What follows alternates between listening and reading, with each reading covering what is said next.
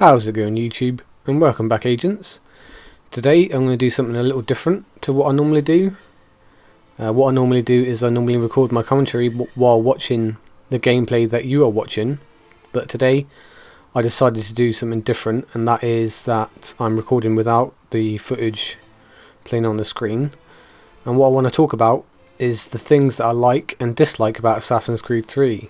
Some of you may be aware that I have become very uninterested in playing the game and or making videos on it, and that's kind of where my focus is for this commentary today. So first thing on my list that I like is the user interface. I think it's really sleek, it's really well designed, it's really simply laid out, and I can't fault the user interface whatsoever.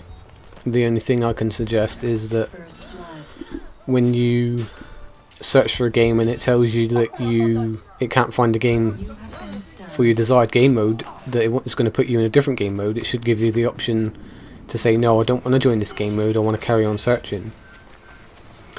Which brings me on to my next point that I like, and that is the lobby loading screen. So once you've selected your character, you've got all 8 characters lined up in front of you, which is cool, which is a really good addition from both ACB and ACR. And it's really cool how, well, at first it was cool how you could taunt each other in the lobby screen, but it's kind of got old and stale.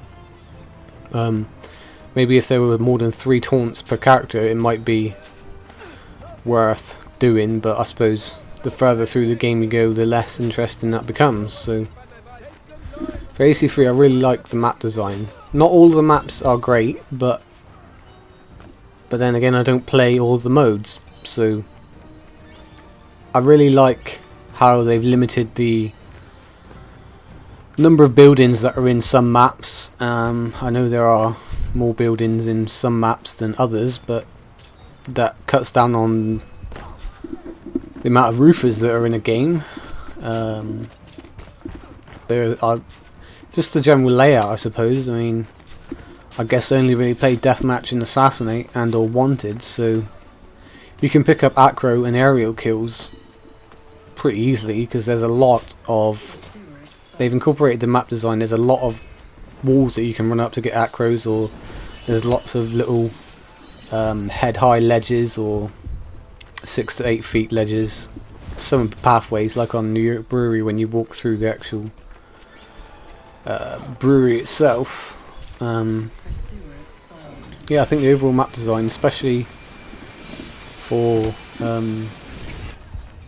Virginian Plantation, is really... That's my favourite map. I think the map design is really good. So next one is the incorporation of the weather effects. Now, I really like that idea. Gave it some distinction between ACB and ACR. It wasn't just day or night, you had the weather effects excuse me, in there as well. But they've kind of got stale as well. It's like some maps it'll be sunny and it'll start to rain, or some maps it'll be raining to start with and then it'll stop and get sunny, or you'll be on Northwest Passage and it'll start to blizzard and things like that. But overall I think the inclusion of the weather effects really makes it a little bit more interesting. The next thing I like is the merge, kill and stun button. Now, when that was first announced I wasn't really bothered which way, it was stun with X or kill with... Well, there's always going to be kill with X, but stun with X or stun with B, it's like... or square and circle. Makes no difference whatsoever, you still got to press a button to get the stun. So I think the only thing that it was really good for was the removal of the actual prompt, the stun prompt above the character's head.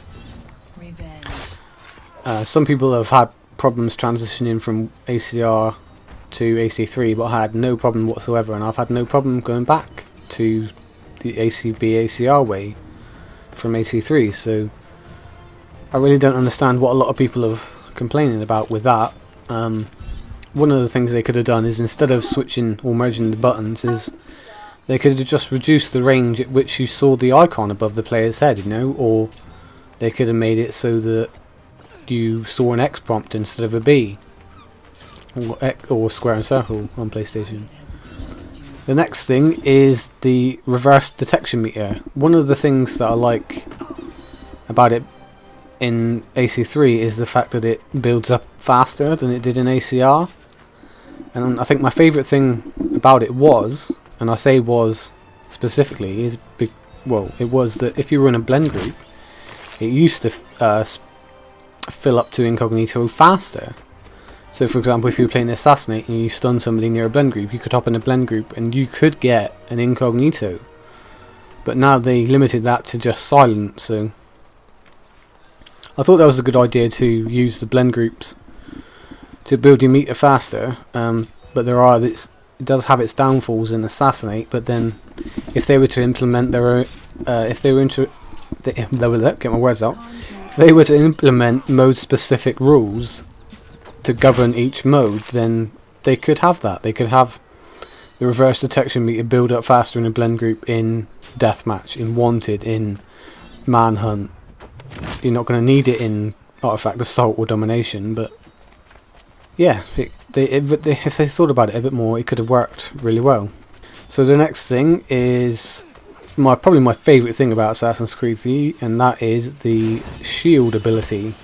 Now, coming into AC3 from ACR, I was really dubious about this ability, about how it was going to work, and whether I would even bother using it. You know, I guess it was more to the point that I was so used to using smoke and poison, or knives and poison, or smoke and mute.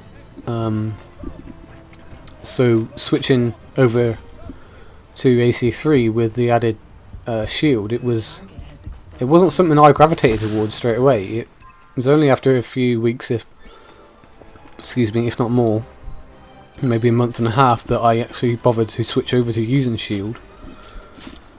Because they nerfed smoke bomb so much, it was like, well, do I really need it? Do I really not need it? But for a good while now, I've been using shield in combination with knives, and it seems to be very effective, especially against players that crutch on their smoke bomb. Not so much in deathmatch or wanted, but definitely in Assassinate. You can pursuer switch them using knives, and then run in with shield and stun them through the smoke, because they're worried about getting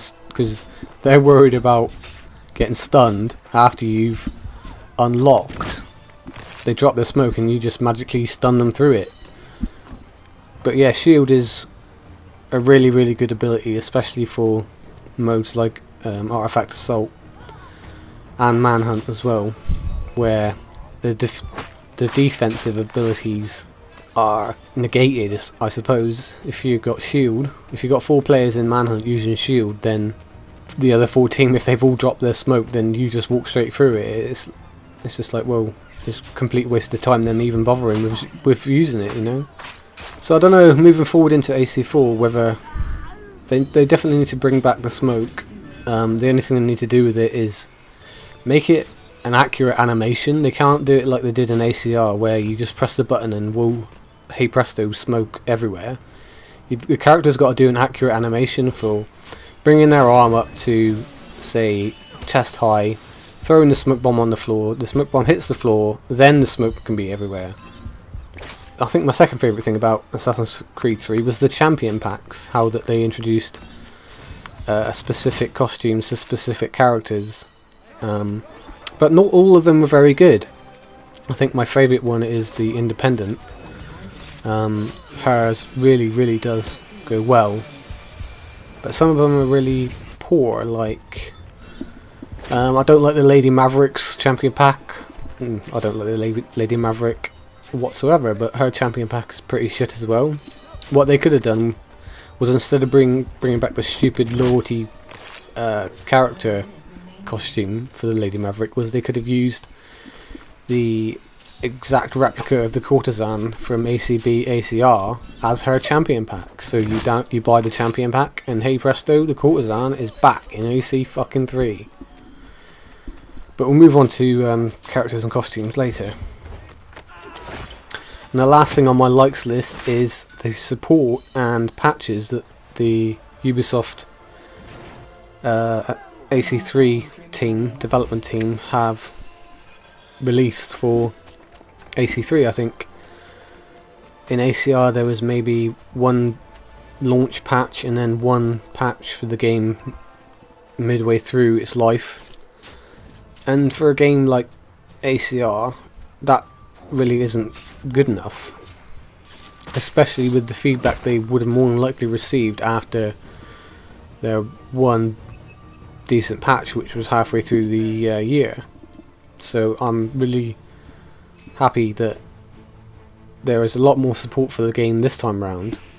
I think we've had maybe 4 or 5 patches since the game came out, including a pre-release patch.